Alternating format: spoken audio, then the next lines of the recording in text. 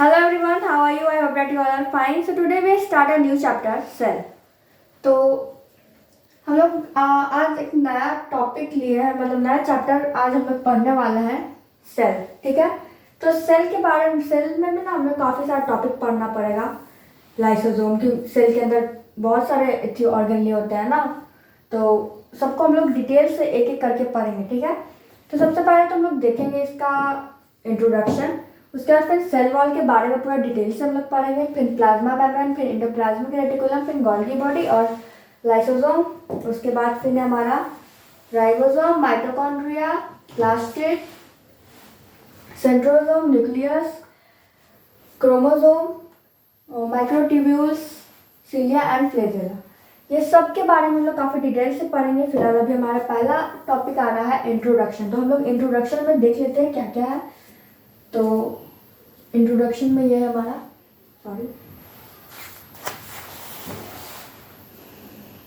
Introduction में सबसे पहले हम लोग ये जानने पाएंगे साइटोलॉजी किसको कहते हैं. ठीक है. तो साइटोलॉजी ना दो ग्रीक वर्ड को मिला करके बना है साइटोलॉजी. ठीक है. तो वो दो ग्रीक वर्ड क्या कौन कौन है. तो पहला तो हमारा काइटोस प्लस लोगस. और काइटोस का मतलब होता है हमारा सेल और लोगस मीन्स होता है स्टडी. यानी इससे हम लोग साफ पता चल रहा है साइटोलॉजी में हम लोग किसका स्टडी करने वाले हैं, सेल के बारे में हम लोग स्टडी करने वाले हैं, उसी को हम लोग साइटोलॉजी कहते हैं. ठीक है. अब इसका डेफिनेशन देख लेते हैं हम लोग.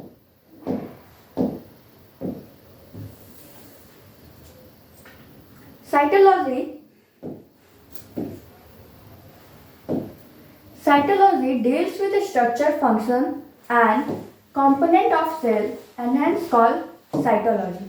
यानी साइटोलॉजी में हम लोग स्ट्रक्चर के बारे में पढ़ेंगे. मतलब हमारे बॉडी का जो स्ट्रक्चर है वो किसके कारण है, सेल के कारण ही ना है.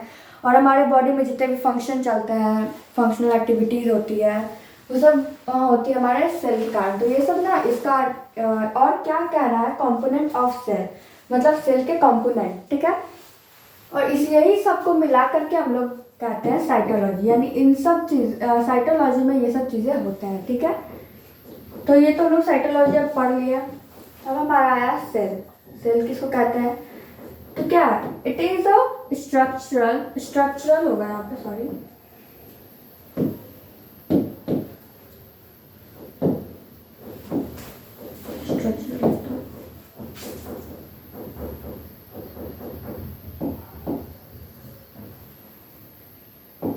Structural functional unit of living beings.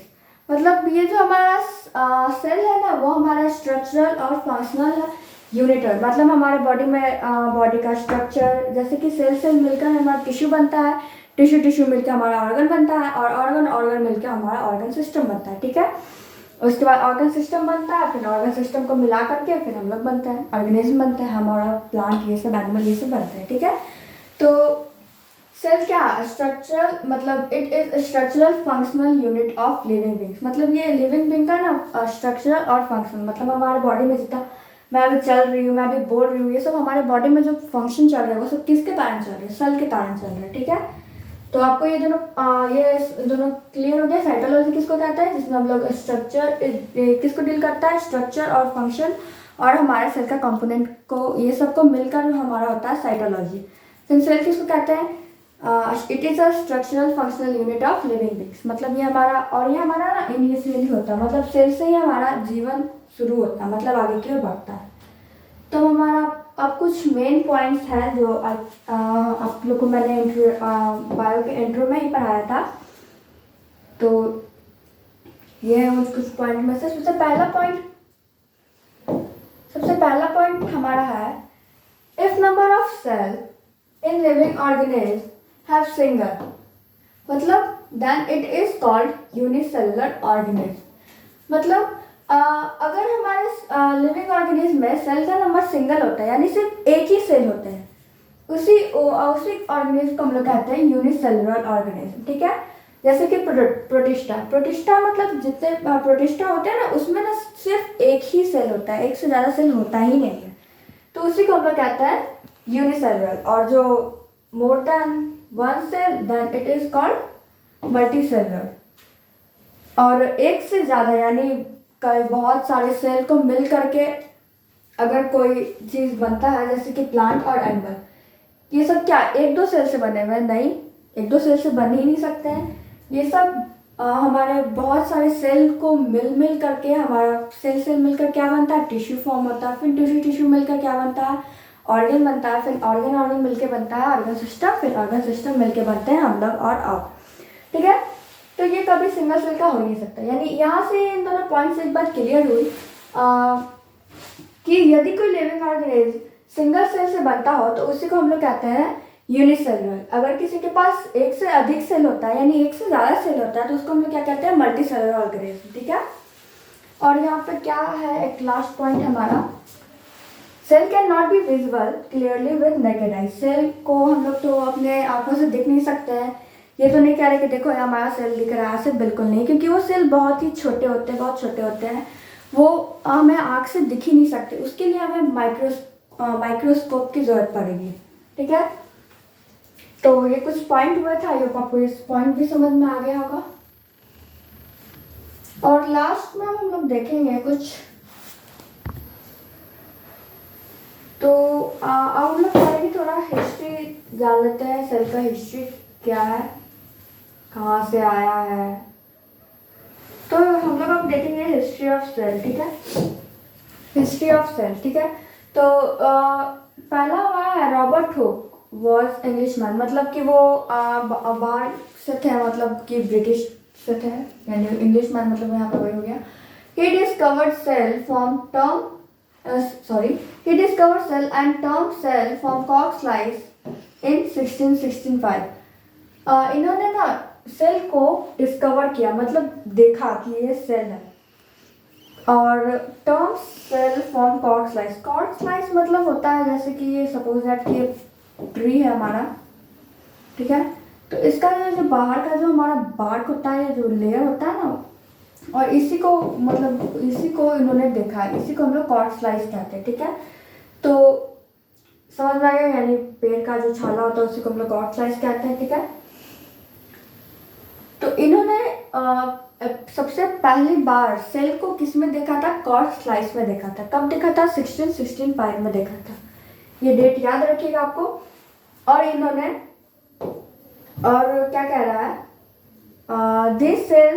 This cord slice was dead, मतलब वो जो जिस पेड़ से उन्होंने देखा था ना, कि वो कॉर्ड स्लाइस को देखा था ना माइक्रोस्कोप से, तो वो जो पेड़ था ये पेड़ डेड था, मतलब कि वो पेड़ मरा हुआ था, सूखा हुआ होगा, डेड होगा। उसी डेड ट्री से उन्होंने वो कॉर्ड स्लाइस लिया था, इसलिए वो कॉर्ड स्लाइस था वो भी तो डेड ही हुआ, क्योंकि वो ट्री ही डेड है तो वो कॉर्ड स्लाइस भी डेड है। And appeared honeycomb like structure, मतलब उन्होंने जब उस कॉर्ड स्लाइस को देखा अपने माइक्रोस्कोप के नीचे रख करके, तो उन्होंने कुछ इस तरीके का स्ट्रक्चर पाया। सपोज दैट कि ये सेल है। ठीक है, सॉरी, ये सेल है। ठीक है, हमारा कोई भी सेल है, प्लांट एनिमल जो मानना आपको मानो, ये सेल है। ठीक है, तो उसमें ना कॉर्ड स्लाइस है, मतलब ये, तो उसमें इन्होंने क्या देखा कि कुछ इस तरीके से उन्होंने हनीकॉम्ब लाइक स्ट्रक्चर दिख रहा था। सॉरी,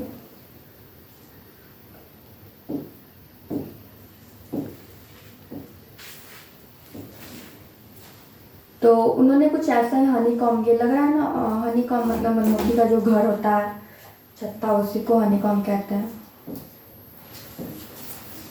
रसमी बनाया हुआ है ये। तो उन्होंने जब देखा कॉर्ड स्लाइस को सबसे पहली बार, तो उन्होंने कुछ ऐसा ही टाइप का स्ट्रक्चर देखा था, हनीकॉम्ब लाइक। छोटे छोटे रूम लग रहे हैं, ये हॉलो वाला रूम है, खाली खाली। तो इसी उन्होंने कहा कि ये सेल है, ये जो खाली खाली आपको रूम दिख रहा है ना, इसी को उन्होंने कहा कि ये सेल है।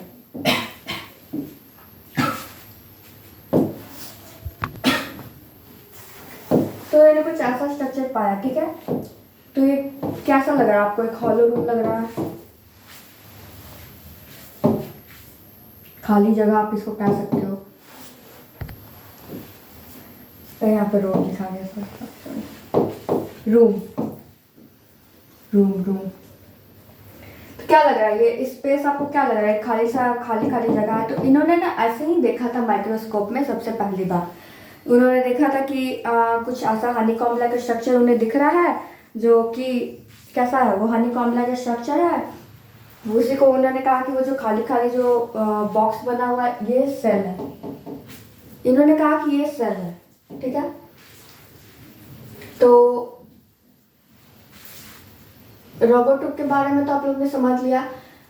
क्योंकि रॉबर्ट हुक ने सबसे पहली बार सेल को देखा था, चाहे वो डेड देखा हो या फिर लिविंग देखा हुआ, उससे मतलब नहीं, सबसे पहली बार इन्होंने सेल को देखा था, सबसे पहली बार सेल को देखा था। इसलिए फादर ऑफ साइटोलॉजी भी रॉबर्ट हुक को ही कहा जाता है। यहाँ पे एक मेन पॉइंट हो गया हमारा, फादर ऑफ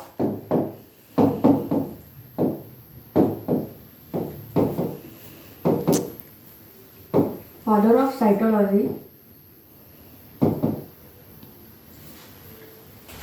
साइटोलॉजी किसको कहा गया हमारा? रॉबर्ट हुक को ही कहा गया।